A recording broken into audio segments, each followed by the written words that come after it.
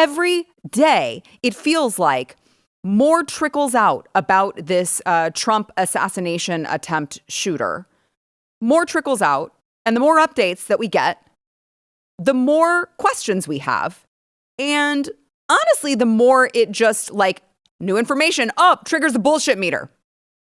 Bump it up. Like, I feel like I should have, you know how when classes have these little goals, they're like selling something and they have the little thermometers. We need to have that, but it's like a bullshit meter. And every single time that the mainstream media or the FBI or the deep state releases new information, we're like, that just cranked up the bullshit meter even more. So here's the latest newly released footage from Dave Stewart. This is a man who attended the rally that day in Butler, Pennsylvania, shows that law enforcement had the building that the shooter was on surrounded up to 3 minutes before shots were even fired. Watch.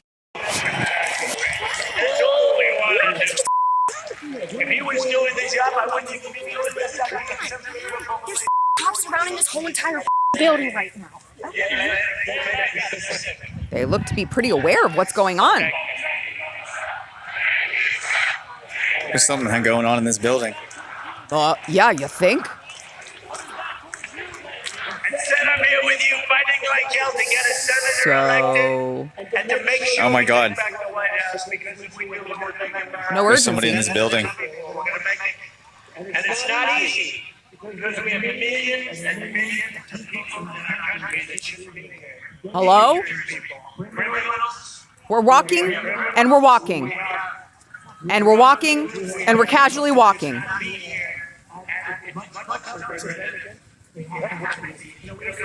Still casually walking. In recorded history, the best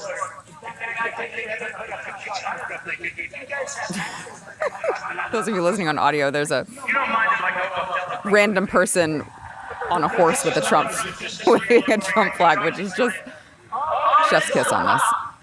You guys are doing it. My guys, take a look at that chart. Take a look at the arrow at the bottom. Big red arrow, right? So that's what I'm Like, what are they doing? So even the bystanders see that there's something going on in this building.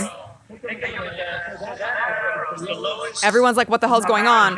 Cops are just casually taking a stroll around the building.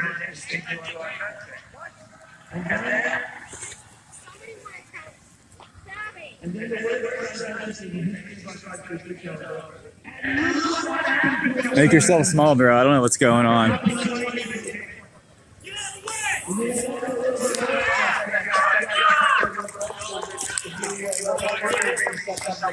Oh, now there's urgency.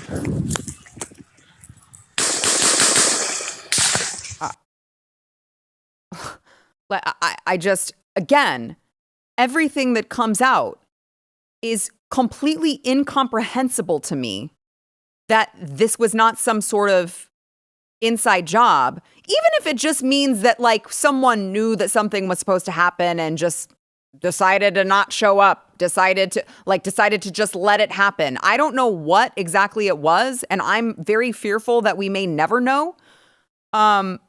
You would think that if Donald Trump gets back in the White House, he's going to blow the lid off of whatever evidence he can find. But it is just absolutely unfathomable that this would be anything other than just allowed to happen.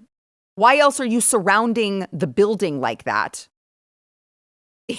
If you're just going to casually stroll along, I mean, I'd say if you know enough to surround the building, you know enough, by the way, yesterday, you know enough to know 30 minutes before shots are fired that there's a guy that you should be looking for that parked by law enforcement who had a rangefinder earlier, who you took pictures of because he was so suspicious, and you still let Trump take the stage. Like, none of this is, to me, chalked up to just DEI hires or incompetence. Like, you would have to be talking about a level of incompetence in which these Secret Service agents or law enforcement, whoever the hell it was that didn't do their jobs, like, they would be so incompetent they couldn't tie their damn shoes in the morning. That's the level of incompetence you would have to have in order to allow all of these convenient little details to happen and transpire so that this guy gets shots off. And yet here we are. And now here's another thing. Now they tell us, well, after we already said that it appears that he didn't have any social media accounts. Remember, that's what they tell you straight off the bat. Now you don't get to check because they do scrub everything before you can actually go and check. So they say, well, he had a Discord, but don't worry, we took care of that. You don't need to go look for yourself. Okay. You don't need to go see what he actually said. We've taken care of scrubbing that. We have a partnership with big tech where they just take everything down immediately and scrub it. So you only get what we feed you. But now today, how many days out are we? Today, now they're saying, Crooks may have had social media accounts. Before, it was a Discord account that was rarely used. Today, in a hearing before Congress, FBI Deputy Director Paul Abate, I don't care how the hell he pronounces his name, revealed that they unearthed a social media account that they say it may be tied to Crooks. Now, this left about 700 comments between 2019 and 2020. And here is what this FBI deputy director had to say. Some of these comments, if ultimately attributable to the shooter, appear to reflect anti-Semitic and anti-immigration themes. Are you guys shocked? Are you guys shocked to hear that they're trying to turn him into anti-immigration, to espouse political violence, and are described as extreme in nature? I don't know. I'm just wondering, do you trust the FBI? Do you trust the FBI's anti-Semitism narrative? Because here's what else we've heard about this kid. He donated to Act Blue. He was tied to BlackRock in that little commercial. That was convenient. And that we heard that he had espoused hate against, Jews and illegal immigrants. I don't know. I mean, do we trust the FBI? Do we trust the FBI to not feed us a narrative that they want to use against us? Because this is the same FBI who is like investigating grandmas who wave their American flags, who was sent on a guided tour by Capitol Police on January 6th. That's the same FBI. This is the same FBI who are calling parents domestic terrorists who show up at school board meetings. This is the same FBI who's raiding pro-life protesters' homes. This is the same FBI who raided Mar-a-Lago over some fucking classified documents. Do you trust them to not just feed you a narrative that is against half of the country? In case you couldn't tell, I sure as shit don't.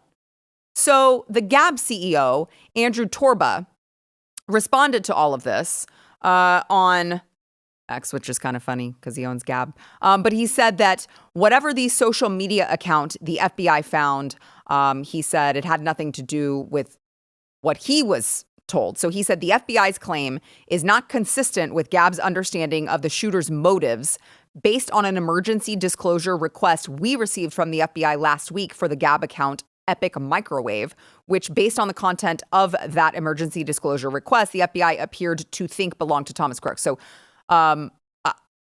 let me finish reading this, and then I want to give you kind of an important point on that. Many, particularly regime media reporters, have doubted Gab's claims that this request existed. Normally, we don't confirm the existence or content of law enforcement communications. In this instance, we had to make an exception due to the overwhelming public interest in disclosure and transparencies. Now, he is calling out, obviously the regime media reporters for doubting the existence of this. But I want to be clear here. This emergency disclosure request, this wasn't the FBI saying, look up all accounts belonging to this person. They were very clear. They were like, we need information on this account because we believe it to be related to this guy. And we want to make sure that we have all the information, that there are no other, he doesn't have any cohorts that he was working with. We need to know everything there is to know about this account. And that account specifically included a whole bunch of anti-Republican rhetoric and pro-Joe Biden rhetoric. So that's kind of weird, right? It's kind of weird that he'd be like anti-illegal immigrant or anti-illegal immigrant, and be pro-Joe Biden. So who are we trusting here? Add this to the bullshit meter. I swear I'm going to figure out how I'm just going to go get a big poster board and draw a freaking thermometer so we can just keep adding this, okay? There've been a lot of leaks lately in regards to this, which, by the way, in and of itself is disgusting, because you would think that the FBI would at least take seriously and be transparent enough to the American people that you wouldn't be leaking information. We would just already know it. We would all already know it. You would have told us everything. The guy's dead. You're not going to like interrupt the investigation by telling us things that you know, because the guy is already dead. He's not going to hear you and go, uh-oh, got to cover. He's already dead, okay? But we've been hearing about all of these leaks, and the Oversight Project researched all of these leaks that have been leaked to different mainstream media sources, and they found there were 36 total media leaks. Well, where are these media leaks going? 12 are going to NBC, 10 are going to ABC, 9 are going to CNN, 2 are going to the AP, Washington Post got one, CBS got one, PBS got one. Well, that's awfully strange. Do you see a common theme here? Or do you notice anything that's lacking here? I don't see any Blaze Media. I don't see any, Daily Wire. I don't see any Fox News. I don't see any right-leaning media. Seems strange that all of these leaks that are being leaked to mainstream media from the deep state are only being fed to all of these leftist mainstream media outlets. Kind of strange, but no, please. The FBI says, trust us, bro. Trust us, bro. We're the FBI. Don't question anything. If you like this clip and you want to see the full episode, click here. And if you want to subscribe to the channel, come on, you know you do. Click here.